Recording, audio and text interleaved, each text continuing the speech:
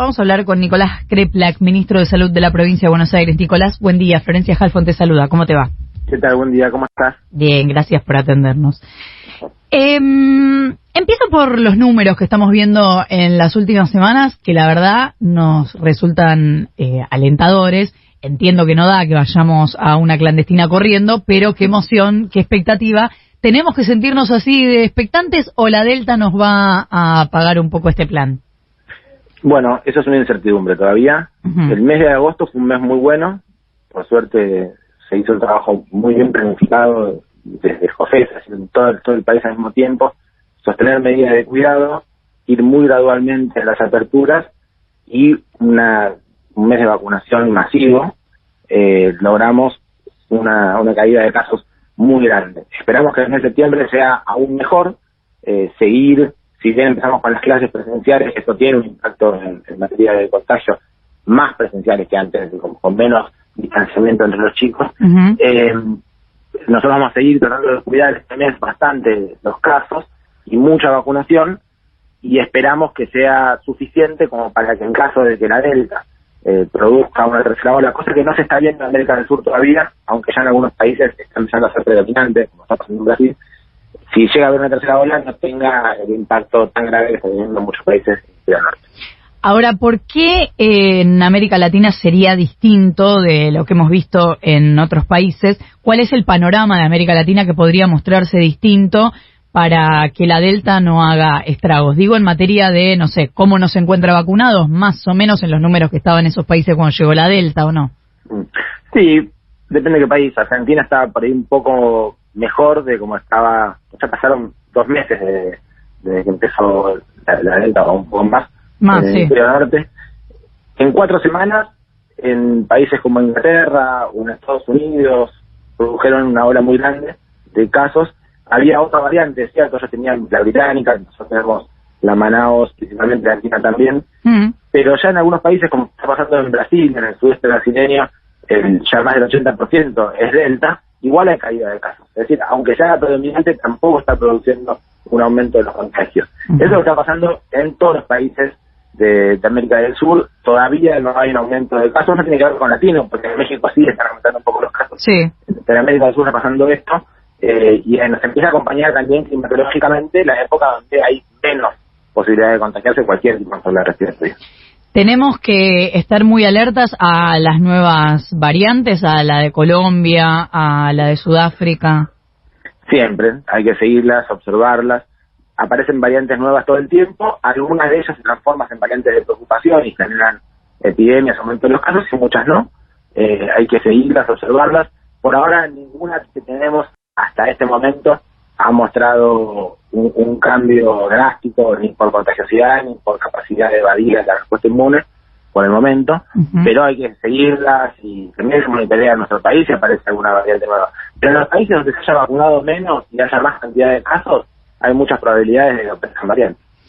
Hablemos un poco de los países donde se ha vacunado menos, porque en el panorama mundial, África está en una situación desoladora y ya sabemos que eso no es, bueno, saludos, que se arregle África y ahí si a algún país le importa, eso tarde o temprano nos va a repercutir a todos. Vos dijiste en conferencia hace muy poco que la tercera dosis era o parecía ser un impulso de los laboratorios, pero informó el gobierno nacional que en noviembre se va a evaluar esa necesidad de tercera dosis, sobre todo en quienes se han vacunado primero, así no quien les queda tan lejos la primera dosis. ¿Crees que la tercera dosis no es necesaria este año? No lo sé. Lo que yo decía en ese momento y que sostengo, y que es lo mismo que sostiene la Organización Mundial de la Salud y toda la ciencia, es todavía no hay razones científicas que justifiquen la necesidad de aplicar masivamente terceras dosis. Sí hay ciertos grupos poblacionales particulares donde se está estudiando esto. De hecho, la provincia empezó un estudio en población con unos compromisos, es decir, con algún tratamiento o una enfermedad que debilita las defensas, porque puede ser que ahí tengan menos capacidad de producir contagios. Esto en algunos países como en Israel, el 45% de los que se internaban con la Delta en terapia intensiva vacunados era porque tenían algún inmunocompromiso previo. Entonces, ese grupo puede ser que tenga más sentido adelantar una tercera dosis. En el resto de la población hay que seguir estudiando, porque sin duda que cuando uno aumenta la cantidad de dosis, son 3 dosis, le aumenta el 50% del mercado. Entonces, no se puede ser ingenuo respecto de quienes financian algunos estudios de investigación o estimulan algunas noticias al respecto de las terceras dosis. Eso es indispensable para que entendamos la cuestión pública, saber cuáles son los intereses que puede haber de un lado y de otro para jugar las cosas. Bueno, pero perdóname, vos hablabas de Israel. Israel es un país que está un poco en la mira para ver si tienen algún acuerdo específico con Pfizer, que ya de antemano se supiera que se venía pronto la tercera dosis. Tal cual. Pasa en Israel, en Estados Unidos también. Ahora, lo que decíamos recién, mientras sigamos haciendo esto y tengamos gran parte del mundo que no empieza ni siquiera a vacunarse, la pandemia no va a cambiar. Va a seguir apareciendo variantes que sean cada vez más peligrosas, así que también hay un rol, sobre todo los países más potentes, ahora hay una reunión del G20 en este momento, que tienen que entender que son los países más ricos, que producen las vacunas y tienen más disponibilidad, tienen cierta responsabilidad de ayudar al resto de los países para que puedan vacunarse. Porque además, las vacunas, si las acaparan los países más ricos, los países más periféricos no las pueden comprar si quieren, ni siquiera es un problema de recursos, un problema a quién se las van a dar, que es lo que ya venía pasando, porque se vacunaron primero los países más ricos. Entonces la verdad es que tiene que haber una discusión global más seria y un poco más responsable y solidaria. No se puede siempre pensar en la política local ante una pandemia. Claro, y Estados Unidos aplicando terceras dosis a quien quiera dárselas, podría, quizá como, no sé, llevar adelante o encabezar ese plan porque está entregando Estados Unidos algunas dosis, donando al mundo, pero podría cambiar la ecuación en África si quisiera. Totalmente. Estados Unidos y todos los países centrales que han tenido muchísima vacunación, y es muy bueno, han priorizado a su país respecto del mundo. Bueno, ahí discute cuáles son, se discute entonces para hacer todo de los países desarrollados con capacidad de producir la industria farmacéutica, pero que después no la discuten indirectamente, es una discusión. Pero las terceras dosis, cuando hay países que no empezaron a vacunar, parece bastante obsceno. ¿En qué está el estudio de combinación de vacunas en provincia de Buenos Aires de las vacunas que todavía no sabemos que podrían ir, por ejemplo, con la Sputnik para segundas dosis? Venimos casi terminando con Sinopharm, que nos interesa muchísimo porque hay disponibilidad y porque teóricamente, digamos, uno lo piensa desde el punto de vista de la ciencia básica, combinar una vacuna de adenovirus como la Sputnik, como la AstraZeneca, con una vacuna de virus completo como la de Sinopharm, aporta otra perspectiva con otros tipos de antígenos para producir una inmunidad que sea complementaria. Así que es muy interesante pensarlo, lo venimos estudiando, los resultados ahora son muy buenos, estamos esperando posiblemente en una semana tengan resultados también otras jurisdicciones como la Ciudad de Buenos Aires, Córdoba, San Luis, y posiblemente desde Nación presentemos el resultado de todas las provincias en conjunto, a ver si se puede agregar también Sinopharm como vacuna complementaria a la Sputnik o a las otras que se necesitan, ¿no? La Sputnik se está, entiendo, distribuyendo por estas horas 300.000 Sputnik en distintos puntos del país en dosis 2, lo cual es una buena noticia, pero es un poco una desilusión lo que pasó finalmente con las dosis de Sputnik, que primero había sido una apuesta muy fuerte de la Argentina y después se fue pinchando un poco porque no están viniendo tantas. La verdad que el único laboratorio que con Argentina cumplió a rajatabla las fechas de entrega y la planificación de la velocidad ha sido Sinopharm. Porque también bueno, entonces es una desilusión también la AstraZeneca. Sí, pero Pfizer también, la AstraZeneca, Sputnik, todas las vacunas, todos los laboratorios han tenido dificultades para poder cumplir con una demanda sobreexigida. Y es razonable, porque uno puede planificar que quiere fabricar 100 millones en un mes, pero un lote sale mal y pasan a ser 90 millones. Y alguien tiene que pagar esa diferencia. Ay, ¿estás Hola. Ahí? Ay, pensé que se había dejado escuchar. Te quiero preguntar por un pronóstico porque sos de los pocos que se animan habitualmente a hacerlos. Hace algunas semanas incluso diste pronóstico de vacunación a menores. En algún momento el año pasado también habías hablado de las clases presenciales. Hoy estamos a partir de una declaración de un profesor de Yale que dice que desde el año que viene vamos a vivir una vida muy descontrolada en la pospandemia. Te pregunto, ¿vos crees que el año que viene en algún momento se termina la pandemia? Bueno, no sé si vamos a poder vivir un momento en el cual, digamos, la fecha tal fue el día se acabó la pandemia y tengamos algún momento icónico. Ahora los países que intentaron hacer una quema de barbijos, a los 3-4 semanas tuvimos que comprar barbijos de vuelta. Claro. Yo no sé si eso va a existir de esa manera. Pero la sensación que nos da, y esperemos, hay mucha incertidumbre en septiembre de qué va a pasar con la Delta, que efectivamente va a producir un aumento de los casos preocupante o no, pero la sensación que nos da es que estamos avanzando muy sólidamente a una situación mucho mejor, que el verano va a ser un verano mucho más activo y movido y con muchas más libertades. No sé si exactamente igual a la vida pre-pandemia, pero que iremos caminando lentamente hacia esto. A todo esto, digo esto, y puede suceder que tengamos alguna variante que nos cambie las cosas, pero parece ser, por el trabajo que estoy haciendo, por la eficacia, la verdad que impresionante de todas las vacunas, que estamos caminando sólidamente a salir de esta terrible pandemia. ¿Cómo está saliendo el operativo puerta a puerta? ¿Qué resultados consiguen de la gente?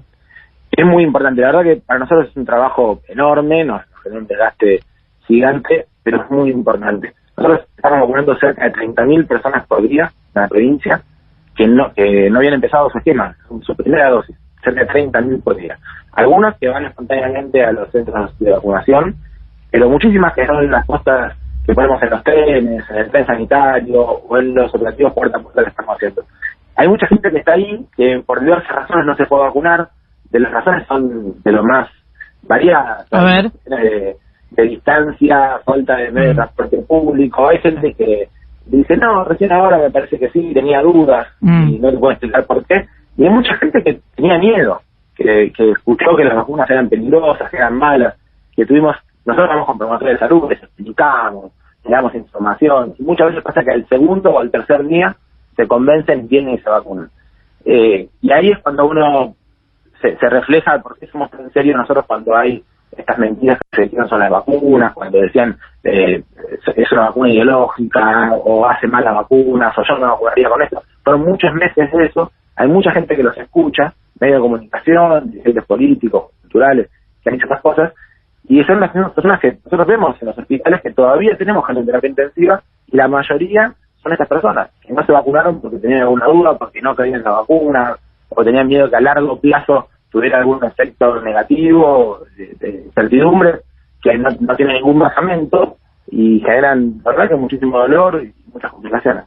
Nicolás, para cerrar, te quiero consultar por lo que ocurrió en Texas, que prohíbe el aborto después de las 6 semanas de embarazo, y además está alentando a que vaya la gente a denunciar a ese universo si tiene la sospecha, porque hay algunos candidatos o precandidatos que se escuchan acá en la Argentina como yendo a por la ley que se aprobó en diciembre. ¿Qué mirada tenés sobre esto? Yo creo que las sociedades, este tipo de leyes, se las dan con muchísimo debate, mucha construcción, muchísimo tiempo. No son discusiones livianas que se producen porque se consigue una mayoría de pronto y se votan. Esto lo sabemos perfectamente. Fue muchísimo tiempo de discusión, de debate. Se consolida una forma de entender la vida y hay que respetarla. Eso también es la democracia. Respetemos eso, veamos qué pasa, y en todo caso siempre es para una discusión un tiempo después que digan, mira, esa solución que se planteó el problema no era la solución adecuada. Pero me parece que hacer una campaña desde el odio, de tener que volver a discutir discusiones que ya estaban dadas un tiempo atrás, es muy negativo. Lo que estamos viendo nosotros es que hay muchísimo menos rechazo en los servicios de salud, en las sociedades, apoya grande con el derecho a la IVE, y se está haciendo muy bien en la provincia de Buenos Aires. La mortalidad materna probablemente este año aumente, pero debido a la comunidad que tuvo el coronavirus con las personas gestantes, pero yo creo que no está bien ni que lo discutamos de vuelta de esta manera, ni que sigamos intentando dividir la sociedad sobre algo que ya zanjó, lo zanjó el Congreso, pero se zanjó, insisto, no fue de un día para otro, fue con muchísimo trabajo. Me parece que hay que darle tiempo a esto, en todo caso, en mucho tiempo más por delante. Se decide que hay que volver a analizarlo, la sociedad tiene derecho a hacerlo, pero me parece que no es una discusión ahora, ya pasó y ahora es un derecho. O sea que vos decís en Provincia de Buenos Aires no se está encontrando grandes rechazos en, no sé, la comunidad médica a la hora de practicar lo que dice la ley. No. De hecho, aumentamos muchísimo la capacidad de los servicios a poder hacer los abortos, sobre todo en primer nivel de atención.